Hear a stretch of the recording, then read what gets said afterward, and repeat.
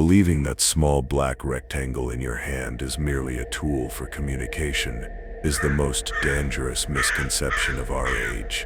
You see it as a window to the world, a harmless bridge of voice and text.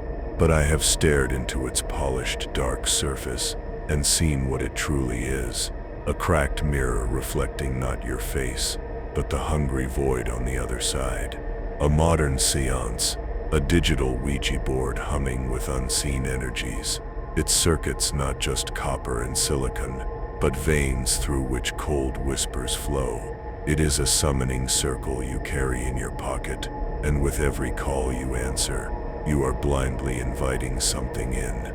You think you are speaking to a friend, a lover, a stranger, but the wires, my friends, the invisible waves, they run deeper than you can ever imagine, connecting not just to cell towers but to silent tombs and realms of cold, desperate hunger. I have seen the thin veil that separates our world of warm breath and beating hearts from the other place, the place of echoes, of static, of voices untethered from bodies. And this device, this telephone, is a needle that constantly punctures that veil. A careless word, a wrong number, a moment of silence held too long, and the fabric tears.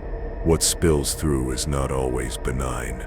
It can be a memory, a stain of sorrow, or something far, far worse. An intelligence that has watched and waited, learning our customs, our voices, our fears through this network we so willingly built for it. The stories you are about to hear are not mere tales to chill the blood. They are warnings. They are echoes from those who picked up the receiver and heard the ABS answer back. They are the cold ashes of lives scorched by a simple phone call. We begin with a story that smells of rust and decay, a story that creaks like a forgotten door swinging on a single hinge. It's a tale that reminds us that some places, some objects, become saturated with despair. They become batteries, charged with the final frantic energy of a life cut short. A young woman, let's call her Clara for the sake of her restless spirit, moved into a new apartment. It was old, the kind of place where the walls have absorbed decades of secrets, where the floorboards groan with the weight of unseen memories. The previous tenant, a man whose name was already fading into municipal record dust, had ended his own life within those very walls, a detail the landlord conveniently forgot to mention. But the apartment remembered. The air was thick with it, a residue of finality. Clara, like so many of us, was deaf to the whispers of the space. She filled it with her own life, her own laughter, her own mundane routines. She plugged in her landline, a relic even then, but one that offered a sense of stability. The phone, an old rotary model left behind, became part of the furniture, a silent black effigy on a small table. For weeks, it was quiet. The silence was normal, expected, but then, a subtle shift occurred. A change in the atmospheric pressure of the room, a feeling of being watched, not by eyes, but by the coiled black cord of the telephone. The air around it seemed colder. The dust motes danced differently in the slivers of moonlight that touched its surface. It was waiting, patiently, for the right moment to share its terrible secret. The first call was dismissed as a prank, a nuisance, a jarring ring in the dead of night that shattered the fragile peace of sleep. When Clara answered, her voice thick with confusion, there was only static, a sound like a million dead insects beating their wings against a pane of glass, a sound like water rushing in a distant, deep place. She hung up, her heart a frantic drum against her ribs, and blamed it on faulty wiring, on the age of the building. But the calls persisted, night after night, the same time, the same piercing shriek of the bell, and always the same answer, that chorus of hungry, empty static. It was no longer a malfunction, it was a ritual. The phone was performing a ceremony, and she was its unwilling audience. Listen carefully, because this is crucial. The static was not empty. Within its hiss and crackle, a voice began to form, faint at first, a mere thread of sound, lost in the storm. A man's voice, gasping, choking, struggling to push words through the ether. Clara would press the receiver hard against her ear, straining to understand, her blood turning to ice. The words were always the same, a fragmented, desperate plea. "I didn't mean to," it would rasp, the voice layered with an eternity of regret. It was an accident, the voice of the man who had died there.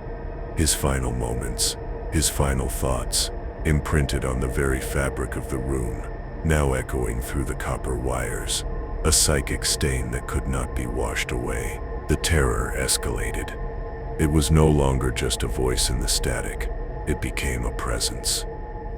When the phone rang, a cold spot would bloom in the center of the room, a tangible drop in temperature that raised goose flesh on her arms. Shadows in her peripheral vision would seem to stretch and writhe, dancing to the rhythm of the ringing bell. The apartment was no longer her own.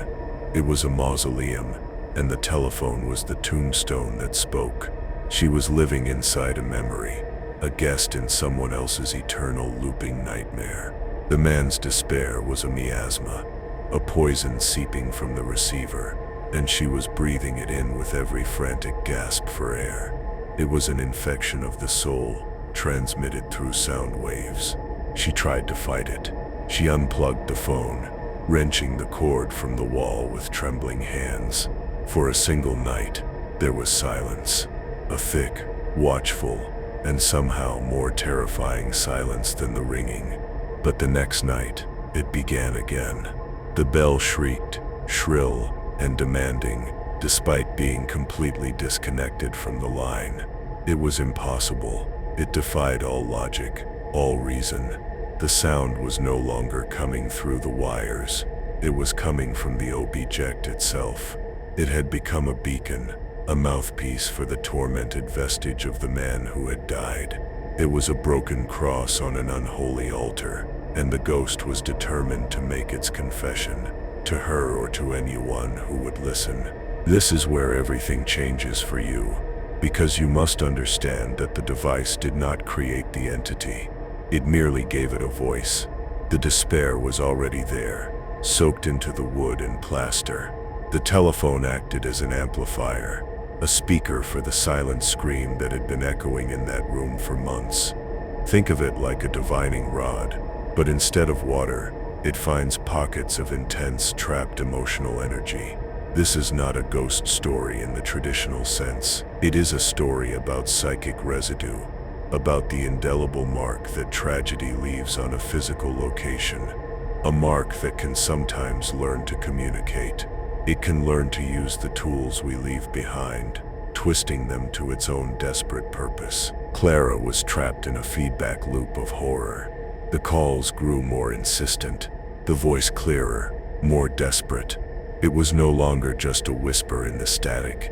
It was a full-throated cry of anguish, a sound that seemed to physically press in on her.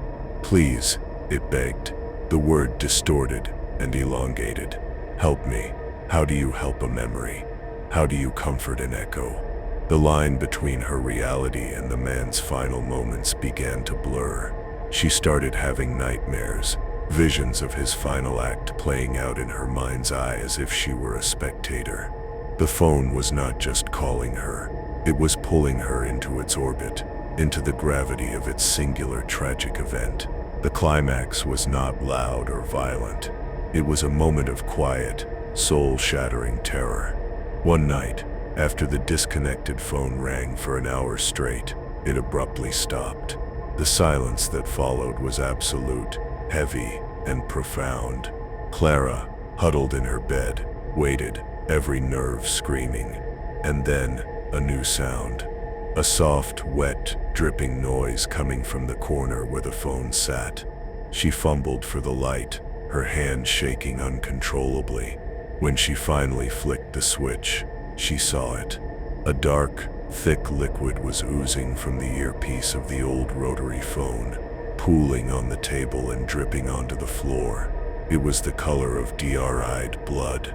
The confession was over. The story had been told. The phone had bled its secret out into the world. Clara fled that night and never returned, leaving everything behind. But the experience left a scar, not on her skin, but on her perception of the world. She could never again see a telephone as just an object. She saw it for what it was, a potential conduit, a listening post for the unseen. And this is the true horror of her story. Her story is a crack in the mirror of our modern world, revealing the unsettling possibility that when you listen closely to the silence on an open line, you might just hear the desperate whispers of the dead trying to call home. Do you feel this dark message was meant for you? The shadows are listening to your answer. Now, let us turn our gaze to a different kind of darkness. Not the residual sorrow of the dead, but the calculated, predatory malice of the living. This darkness doesn't echo from the past. It breathes down the line in the present. It's the kind of fear that reminds you that the most terrifying monsters are the ones with beating hearts and phone numbers. This story is a testament to the fact that a voice can be a weapon, that words can be cages. It begins, as so many modern horrors do, with the illusion of connection, the false promise of safety in a digital world. A young man, let's name him Alex, was living alone for the first time. The thrill of independence was a bright, fragile flame in the vast emptiness of his new life. He was a creature of habit, of predictable patterns: work, gym, home. A life so structured it was almost a fortress. But he forgot that every fortress has a gate, and his was the cell phone he carried everywhere. It was his lifeline, his connection to friends and family miles away. He never imagined it could become a leash. The first call came on a Tuesday, an unknown number. He answered, expecting a telemarketer or a wrong number.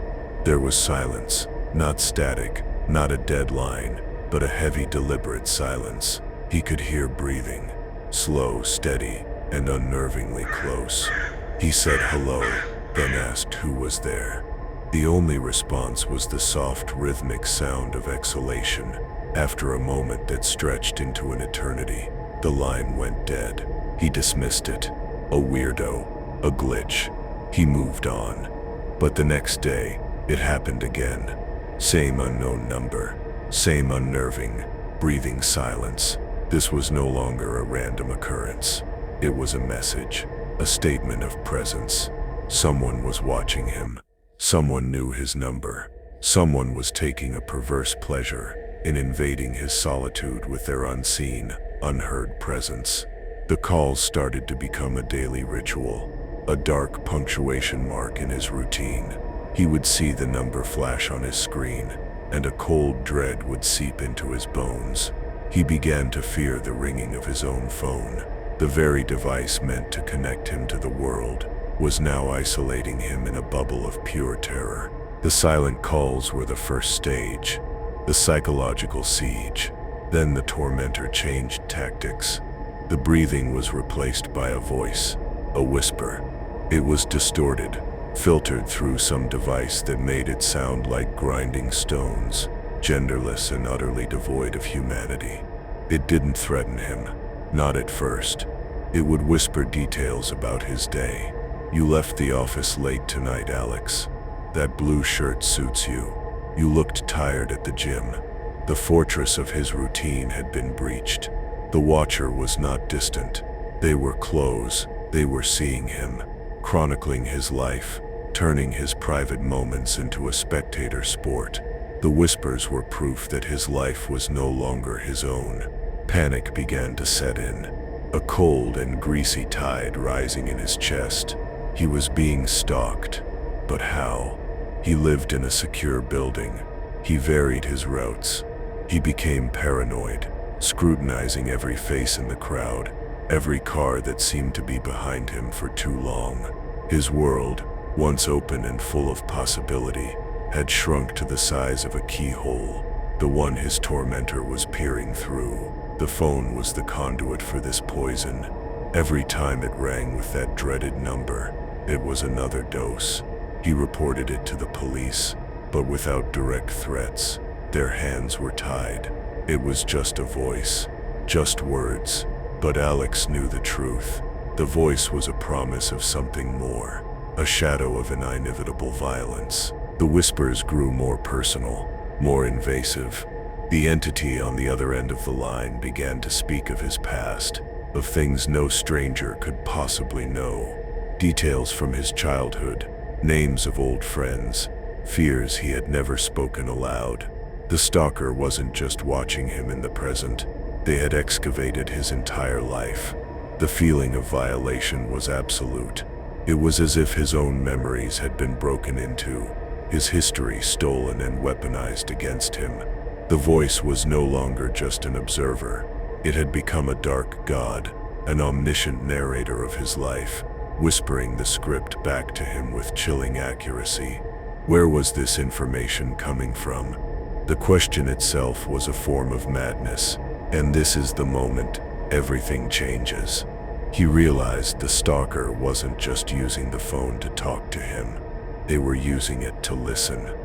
The device he carried, the black mirror in his pocket, was a two-way portal. Had his phone been compromised? Was the microphone always active, broadcasting his private conversations, his whispered fears in the dead of night, to this unseen monster? The paranoia curdled into a certainty. His lifeline was a spy. His confidant was a traitor. The technology he had embraced so fully had become the ultimate tool of his oppression, turning his own home into a panopticon, where he was the sole terrified inmate. The calls were no longer just calls. They were check-ins from his jailer. Desperate, he bought a new phone, a new number, and for a glorious week, there was silence. The peace was intoxicating. He started to breathe again, to sleep through the night. He believed he had escaped, that he had cut the wire connecting him to his personal hell. He told no one of the new number except his immediate family. It was a secret, a lifeline back to normalcy. And then, one evening, the new phone rang, an unknown number. His blood froze. His hand trembled as he answered. He didn't speak. He just listened. And then he heard it, that same distorted, gravelly whisper. "Did you really think it would be that easy to get rid of me, Alex?" The hope drained out of him, leaving a hollow, echoing void. The stalker had not just been watching him. They were inside his life. They weren't just a voice on the phone. They were woven into the fabric of his social reality. It had to be someone he knew, someone he trusted. A friend, a coworker, a family member. The circle of trust shattered into a million sharp pieces. Every friendly face now wore a mask. Every conversation was suspect. The terror was no longer external. It had metastasized, turning his own mind into a prison. The phone was simply the instrument of a much more intimate and diabolical torture. The real monster was hiding in plain sight, smiling at him, perhaps even offering words of comfort, all while holding the leash to his private nightmare. The story, as it was told to me, ends there. In that cold, echoing uncertainty, Alex never discovered the identity of his tormentor.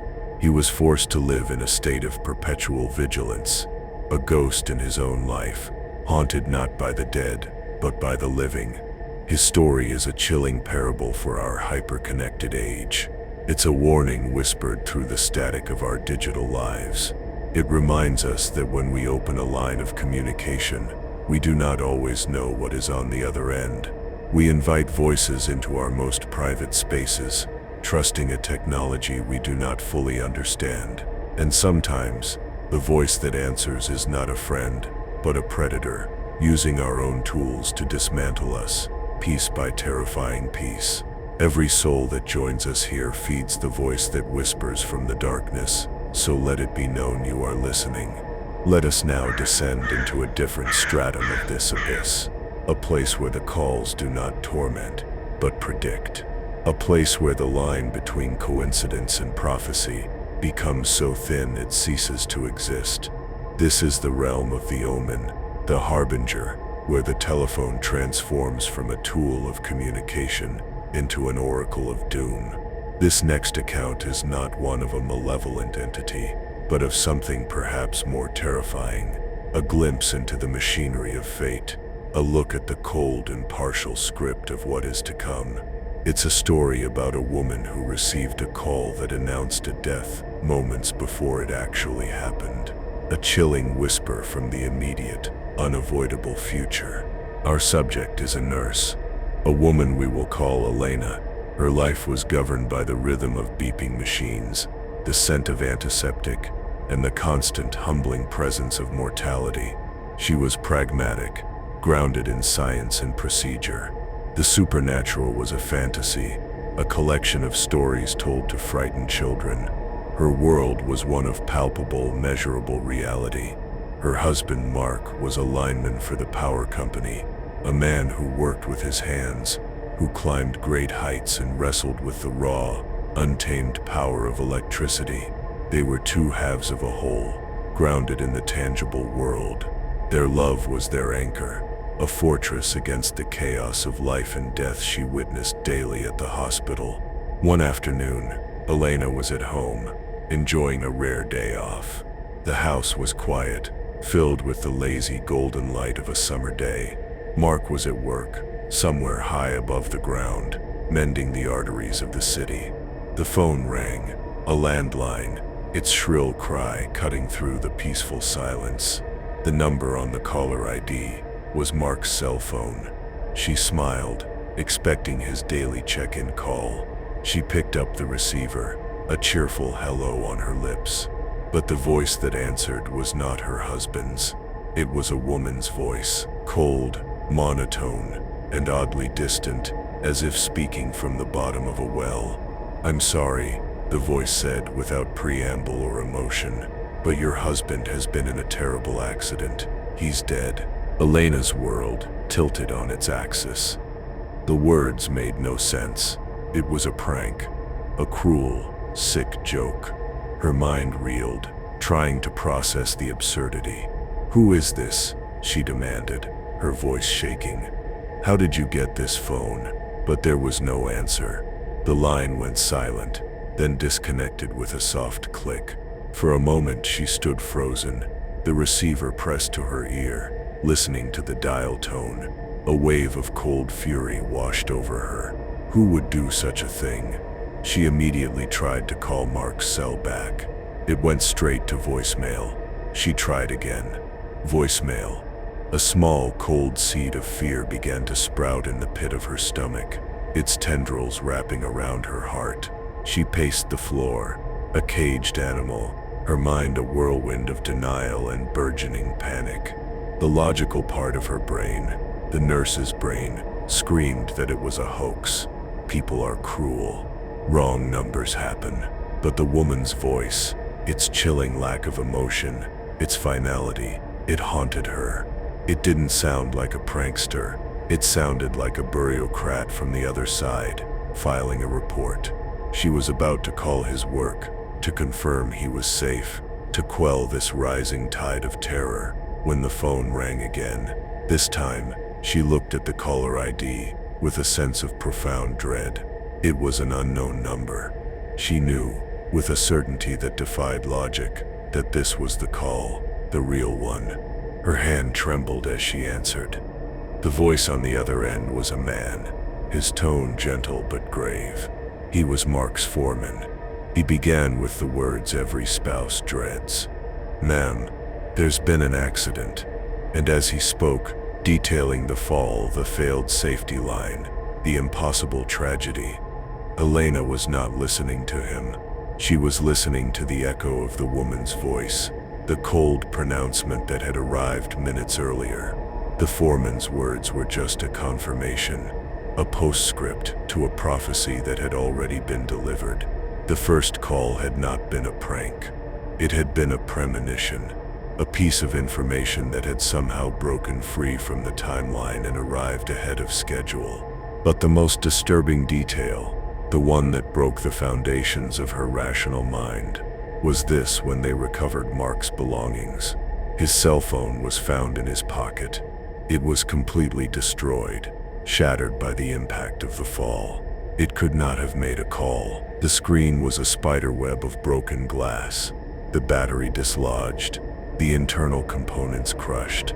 It was a dead object, yet her own phone's caller ID log was undeniable. There it was, a call received from his number, just minutes before the official notification. A call from a dead phone.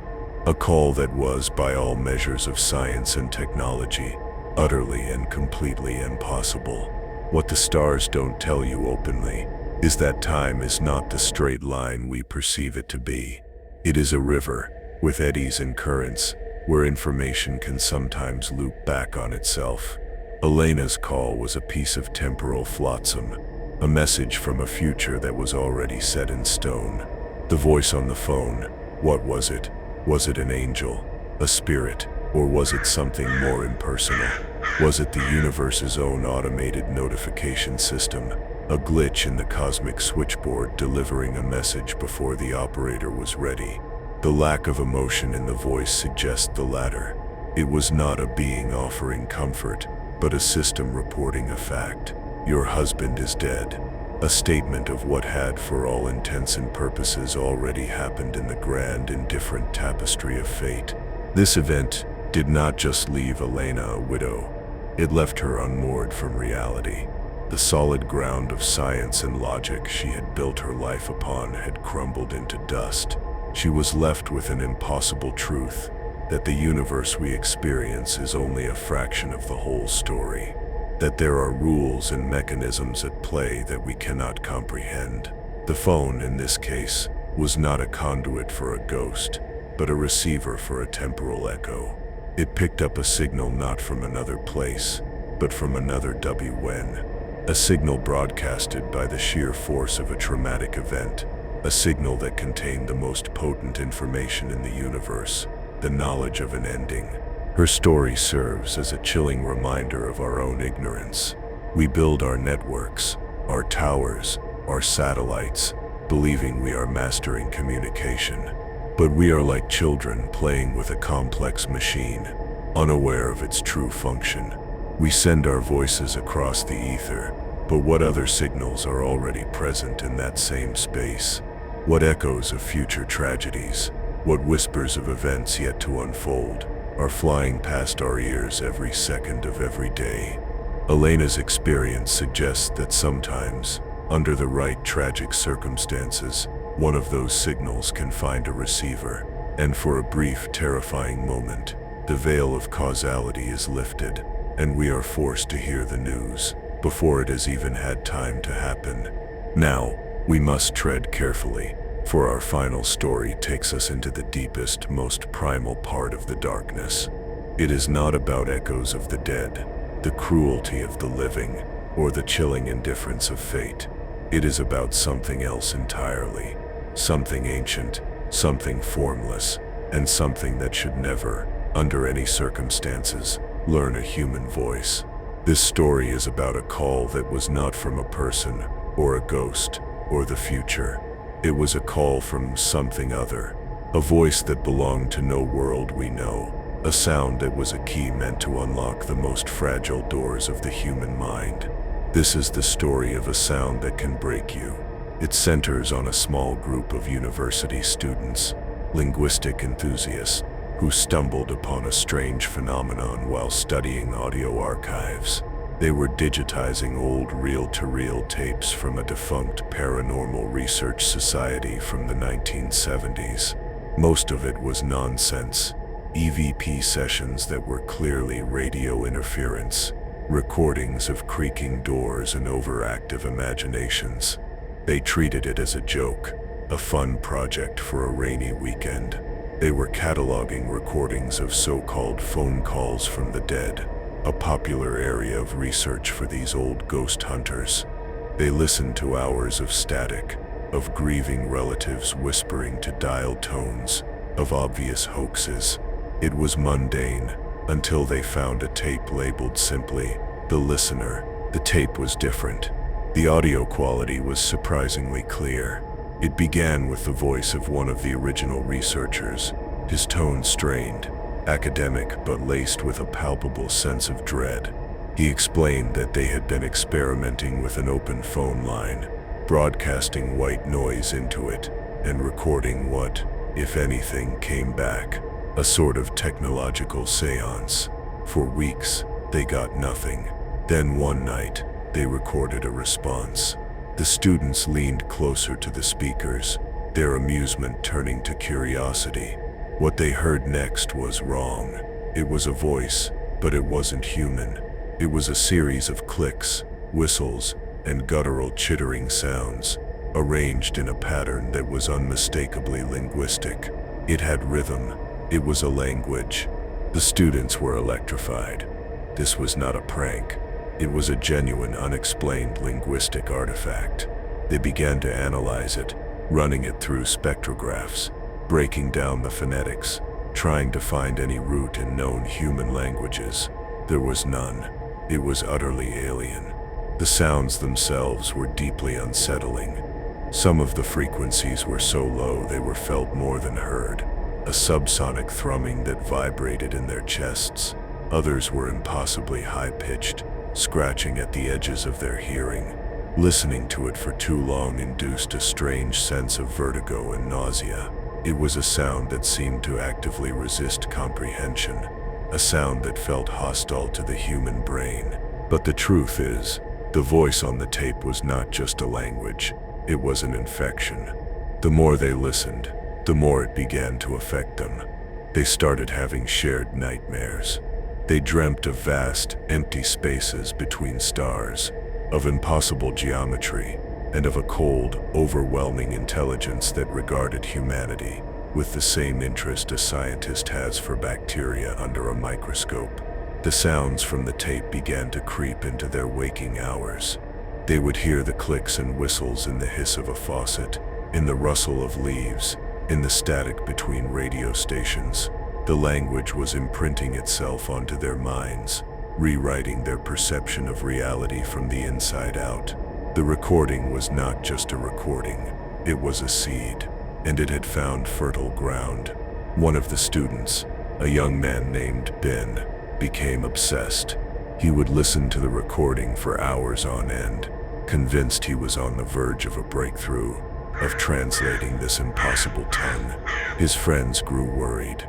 He became withdrawn, paranoid. He would talk to himself in a strange, clicking whisper. He claimed the listener, as he called the entity from the tape, was talking to him, teaching him. He said it was not from our world, but had been attracted by the electronic chatter of our civilization, listening in, learning. He claimed the old researchers had not just recorded it, they had summoned it, using the telephone network as a planetary-sized summoning circle. And this is where everything crumbles into absolute horror. One night, Ben's roommate woke to the sound of him talking on the phone in the other room. But Ben wasn't speaking English. He was perfectly replicating the chittering, clicking language from the tape. The cadence was perfect, the sounds identical. He was having a fluent conversation with something. The roommate, terrified, crept to the door and listened. Ben was laughing, a dry, rasping sound, and in the pauses between his alien speech, the roommate could hear a faint sound coming from the phone's earpiece. It was the same sound, the same language. Ben was not just mimicking the tape, he was talking to the source. The listener had called him back. The story ends in tragedy. Ben was found a few days later, having suffered a complete psychotic break. He was institutionalized, his mind shattered beyond repair, forever whispering and clicking in that alien tongue to doctors who could not understand. The other students, horrified, destroyed the original tape and all their digital copies, trying to erase the language from existence. But they knew it was too late. The signal was out there. The listener was aware of us, and the telephone, our greatest tool of connection, was its doorway. They had stumbled upon a fundamental cosmic truth, that some secrets are not meant to be known, that some doors are not meant to be opened. and that some voices should never be answered. This final story is the ultimate warning. It speaks to the hubris of humanity, our endless desire to listen, to know, to communicate with whatever might be out there in the great silent dark. But we never stop to consider what might be listening back. We fill the void with our signals, our broadcasts, our phone calls, never thinking that these signals might be seen as an invitation. The telephone in this story becomes a tool of cosmic horror, a line cast into an ocean of unimaginable depth, and something from that ocean, something ancient and vast and utterly alien to our concepts of life, finally took the bait. It learned our methods of communication, and it is waiting for another open line, waiting for another curious mind to listen just a little too closely to the static. Think about that. The next time you hear a strange noise on the line, consider the possibility that it is not a technical glitch. Consider that it might be the faintest whisper of something trying to learn your name, trying to learn the shape of your fears. These 4 stories are not separate incidents. They are different facets of the same dark jewel. They are proof that the black mirror we all carry is more than just a piece of technology. It is a conduit to the unknown, a direct line to sorrow, to malice, to fate, and to horrors we have no names for. It is a creaking door, and with every call we push it open just a little wider, never knowing what might be waiting on the other side, its cold hand already reaching for the receiver.